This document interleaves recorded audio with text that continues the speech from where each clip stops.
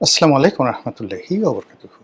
সম্মানিত দর্শক, শেখ হাসিনার দেশে ফেরার যে ঘটনা, তিনি দেশে ফিরলে কি হবে, আর তিনি আদৌ ফিরবেন কি ফিরবেন না, এ নিয়ে আমার ব্যক্তিগত যে চিন্তা, এই চিন্তা আমি কিছুতেই দূর করতে পারছি না। আপনারা লক্ষ্য করবেন যে প্রতিটি মানুষ যখন আঘাতপ্রাপ্ত হয়, এটা শেখ হাসিনাকে নন কিংবা তারেক জিয়া নন কিংবা বেগম জিয়া নন, প্রতিটি মানুষই তার মধ্যে একটা প্রচণ্ড প্রতিশোধ স্পৃহা থাকে। কারো মধ্যে কম, কারো মধ্যে বেশি। আপনি চিন্তা করুন যে আমরা অনেক কথা বলি। কিন্তু বাস্তবে ক্ষমতা লাভ করার পর পৃথিবীতে খুব অল্প কয়জন লোক তারা তাদের যে শত্রু তাদেরকে ক্ষমা করে দিতে পেরেছিলেন। এর মধ্যে সবার আগে আসে মোহাম্মদ রসুল্লাহ সাল্লাল্লাহু আলাইহি ওয়াসাল্লামের নাম। আর এর বাইরে রাজনীতিবিদদের মধ্যে ধরুন গাজী সালাউদ্দিনের যে ক্ষমার দৃষ্টান্ত ক্রুসেডারদের প্রতি, এটি এক অনন্য উদাহরণ। এর বাইরে যেটি হয় সেটি হলো রাজনীতিতে কখনোই কাউকে ক্ষমা করতে হয় না। কোনো অবস্থাতেই ক্ষমা করতে হয় না। এবং যখন একটা মানুষ একবার ভুল করে, সে সেই ভুলটি দ্বিতীয়বার রাজনীতিতে কখনোই সে মানে করতে চায় না, বা এটা রাজনীতিও সহ্য করতে পারে না। যেমন ধরুন তারেক রহমান সাহেব দেশে আসছেন, এসে তিনি বলার চেষ্টা করছেন যে তার সঙ্গে যে আচরণ করা হয়েছে, তার পরিবারের সঙ্গে, তার ভাইয়ের সঙ্গে, তিনি কোনো প্রতিশোধ নেবেন না। কিন্তু বাস্তবে কি তাই? আপনি গিয়ে দেখুন তো কী ঘটনা ঘটছে একের পর এক। আবার ধরুন উনি ২০০১ থেকে ২০০৬ পর্যন্ত মূলত একটি ডিফ্যাক্টো সরকার পরিচালনা করেছেন। তার মা ক্ষমতায় ছিলেন, কিন্তু তার যে ক্ষমতার দাপট তার মায়ের চাইতে বেশি ছিল না কম ছিল, এটা প্রশ্ন সাপেক্ষ বিষয়। ওই সময়গুলোতে তার যে ভুল এবং ভ্রান্তিগুলো হয়েছে, এই জমানাতে এসে এর একটা সিঙ্গেল জিনিস বাদ পড়েছে। আপনি কোনো অবস্থায় দেখাতে পারবেন না। মনে হবে ২০০১ থেকে ২০০৬ জনাব তারেক রহমান সাহেব যেমন ছিলেন এখনো ঠিক তেমনই আছেন। ওই সময়টাতে তার স্ত্রীর সঙ্গে তার চমৎকার সম্পর্ক ছিল, এবং আপনি ওই সময় দেখেন যে তার স্ত্রী এবং তার অনেকগুলো যুগল ছবি আছে। He is a beloved father. তার সন্তানকে তিনি স্নেহ করেন, তার সন্তানও তার সঙ্গে অনেক খুনসুটি করে। এবং জাইমা যখন খুব ছোট, তখন তাকে তিনি কোলে করে, কাঁধে করে, মাথায় করে তিনি বিভিন্ন ছবি তুলেছেন। ওই সম্পর্কটি তার এখনও অব্যাহত আছে। তার স্ত্রীর সঙ্গে যেহেতু উভয়েরই বয়স হয়েছে, এখন তারা একেবারে জীবনের প্রান্তসীমায়। নাও দে আর মানে তার স্ত্রীর বয়স কত আমি জানি না, কিন্তু তার বয়স তো ৬২-৬৩ বছর। অন অ্যাভারেজে আমাদের এই বয়সটিকে বলা হয় বৃদ্ধ। তো কাজে এই সময়টিতে পারস্পরিক শ্রদ্ধার সম্পর্ক এটি বেড়ে যায় যেকোনো দম্পতির জীবনে, এবং সেটা তিনি প্রদর্শন করছেন। তিনি নম্র এবং ভদ্র আচরণ করছেন, যেটি সবাই মানে তিনি যখন রাগ হন কারো সঙ্গে, তো তার রাগের যে মূর্তি বা সুরত, এটি সবাই জানেন, তার আপনজন। আর তিনি যে সবার সঙ্গে কোমল ব্যবহার করেন, ভদ্র ব্যবহার করেন বেশিরভাগ মানুষের সঙ্গে, এটাও সবাই জানেন। তো কাজেই আমি তার মধ্যে কোনো পরিবর্তন দেখছি না। অন্যদিকে যেটা আছে, শেখ হাসিনার যে ক্যারেক্টারিস্টিক্স, আপনি যদি তার ক্যারেক্টারিস্টিক্স 1973 দেখেন, তার যারা আপনজন আছেন তাদের কাছে শুনে দেখবেন। আমি আজকের কাগজে যখন চাকরি করতাম, ঠিক সেই সময়টাতে তার স্বামী উনি নিয়মিত আসতেন, ডক্টর এম ওয়াজেদ। তিনি লিখতেন আজকের কাগজে, এবং আমার পাশের টেবিলে বসতেন ফরিদ কবির। তো কবি ফরিদ কবির মূলত ওই সম্পাদকীয় পৃষ্ঠাটা দেখতেন। তো যত লেখক আজকের কাগজের মাধ্যমে কিন্তু বাংলাদেশ একটা নতুন ডাইমেনশনের সম্পাদকীয় তৈরি হয়, যেটা বাইরের যারা কন্ট্রিবিউটর তারা এসে পত্রিকায় লেখা আরম্ভ করেন। এর আগ পর্যন্ত, বিফোর আজকের কাগজ, কেবলই মাত্র পত্রিকায় যারা চাকরি করতেন সহকারী সম্পাদক তারাই পত্রিকার উপসম্পাদকীয় লিখতেন। তো সে কারণে আজকের কাগজ বাংলাদেশে একেবারে নতুন ধারার জাতীয় দৈনিকে এই যে এখন আমরা যারা অনেকে সম্পাদকীয় লিখছি বা উপসম্পাদকীয় লিখছি, আমাদের শুরুটা হয়েছিল আজকের কাগজ দিয়ে এবং সেখানে শেখ হাসিনার যে হাজব্যান্ড উনিও আসতেন। প্রচণ্ড আড্ডাবাজ, খোলামেলা টাইপের মানুষ, এমন কোনো কথা নেই, একটু খুঁচা দিলেই হলো। সে বাসর রাতের কাহিনী থেকে শুরু করে আর যা যা আছে একেবারে ফটাফট ফটাফট সব বলে দিতেন। তো বুঝতে পারেন যে শেখ হাসিনার ব্যক্তিগত জীবন সম্পর্কে আমরা কিছু মানুষ যেভাবে জানি তার স্বামীর মাধ্যমে, তার স্বামী যদি সত্য কথা বলে থাকেন তাহলে অন্য সবাই ঠিক আমাদের মতো নন। এর বাইরে ওনাকে ব্যক্তিগতভাবে দেখেছি, সহকর্মী রূপে 5টি বছর উনি প্রধানমন্ত্রী ছিলেন, আমি একই পার্লামেন্টের সংসদ সদস্য ছিলাম, সেখানে দেখেছি। ওনার কর্মী হিসেবে তাকে দেখেছি। আবার ওনার দল থেকে চলে গিয়ে আরেকটি দলে যোগদান করেছি 2018 সনে। এরপর ওনার ঘরের মানুষ বাইরে বের হয়ে গেলে ওনার রাগ কেমন হয়, ক্রোধ কেমন হয়, ঘৃণা কেমন হয় সেটাও দেখার সুযোগ হয়েছে। কাজেই এই যে শেখ হাসিনার সম্পর্কে আমি কোনো অবস্থাতেই আমার আবেগ, আমার উদ্বেগ এবং আমার উৎকণ্ঠা এটা আমি বন্ধ করতে পারছি না। আমার কথা বাদ দেন, ওনার যারা একান্ত আপনজন যেমন সুরঞ্জিত সেনগুপ্ত, মতিয়া চৌধুরী, শেখ শেখ সেলিম, শেখ হেলাল, তারপর জনাব ওবায়দুল কাদের, সাবির হোসেন চৌধুরী, মানে যারা যারা তার একসময় খুব কাছের মানুষ ছিলেন, ইনক্লুডিং মাহমুদুর রহমান মান্না।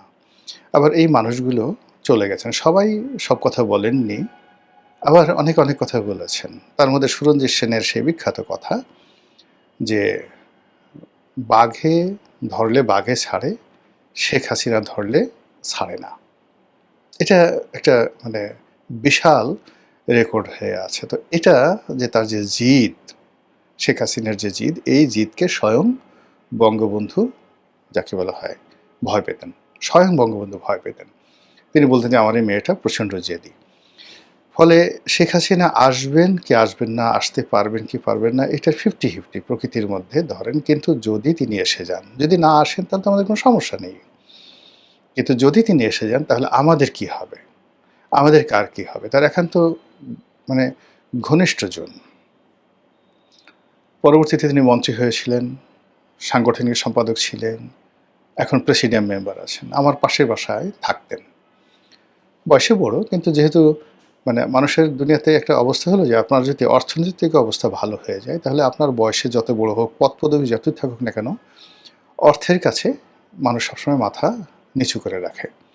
তো আমি যে নেতার কথা বলছি হি ওয়াজ মাই লিডার, স্টুডেন্ট লিডার। কিন্তু যেহেতু আমি তখনই সেই সময়টাতে 97-98 সনে সেই লেক্সাস V8 গাড়ি চালাতাম, নিজের বাড়িতে থাকতাম ধানমন্ডিতে।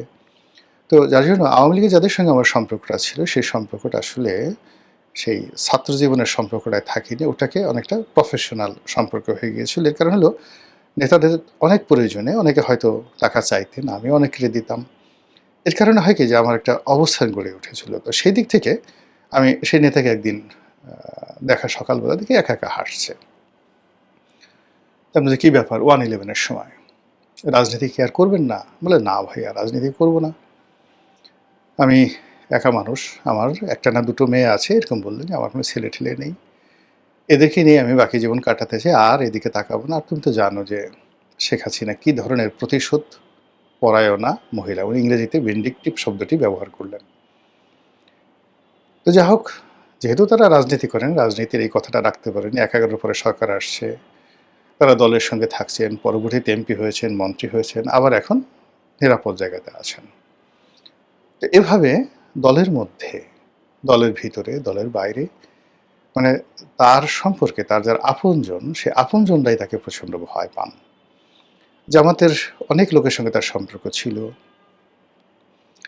বিএনপির অনেকের সঙ্গে তার সম্পর্ক ছিল, জাতীয় পার্টি, মানে তিনি তার ক্রোধের জায়গা থেকে, রাগের জায়গা থেকে, ঘৃণার জায়গা থেকে একজনকে এক চুল ছাড় দেননি। 2 নম্বর হলো যে তিনি যে বিষয়গুলো প্রতিশোধ নিতে চেয়েছেন, তার সুযোগ হওয়া মাত্র সেই প্রতিশোধের একটা সিঙ্গেল জায়গাতে তিনি ছাড় দেননি। এলো তার বাস্তবতা।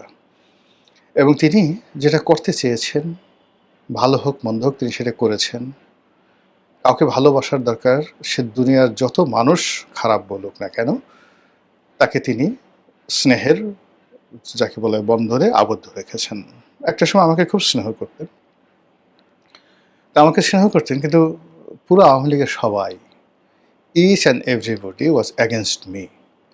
তিনি মাঝে মধ্যে অবাক হয়ে যেতেন যে একটা বাচ্চা ছেলে নতুন এমপি হয়েছে, আওয়ামী লীগের সেই সৈয়দ আশরাফ সাহেব থেকে শুরু করে সবাই দল বেঁধে কেন এই ছেলেটার বিরোধিতা করছে। তিনি আরও আমার প্রতি তার যে স্নেহ এটা আরও বাড়িয়ে দিলেন।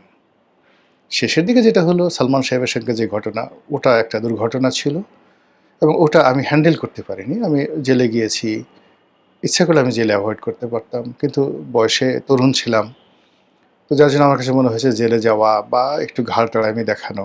কিন্তু এখন বুঝতে পারি যে প্রধানমন্ত্রী হলেই আসলে সবাইকে সব জিনিস করা যায় না, আর সবাইকে ফেভার করা যায় না সব সময়টাতে। এখন তারেক রহমান সাহেব প্রধানমন্ত্রী হয়েছেন, তার যখন তিনি প্রধানমন্ত্রী ছিলেন না, তখন তার একটা লিমিটেশন আছে। আবার এখন প্রধানমন্ত্রী হওয়ার পর তার অনেকগুলো লিমিটেশন রয়েছে। ফলে তিনি ইচ্ছা করলেই তার সঙ্গে কারো যে সম্পর্ক, সব সম্পর্ক তিনি ওন করতে পারবেন, সবাইকে ডাকতে পারবেন, সবাইকে অ্যাবজর্ব করতে পারবেন, এটা একেবারে অসম্ভব ব্যাপার। শেখ হাসিনার ক্ষেত্রেও এটা সম্ভব ছিল। ফলে আমার যে তার প্রতি কনসিডারেশন যে সবসময় তিনি আমাকে রক্ষা করবেন, আমার পক্ষে করবেন ইত্যাদি, ইত্যাদি, এই জিনিসগুলো আসলে ভুল ছিল। আমি কখনোই তার কাছে যাইনি। আমি চাইতাম যে তিনি আমাকে ডাকবেন।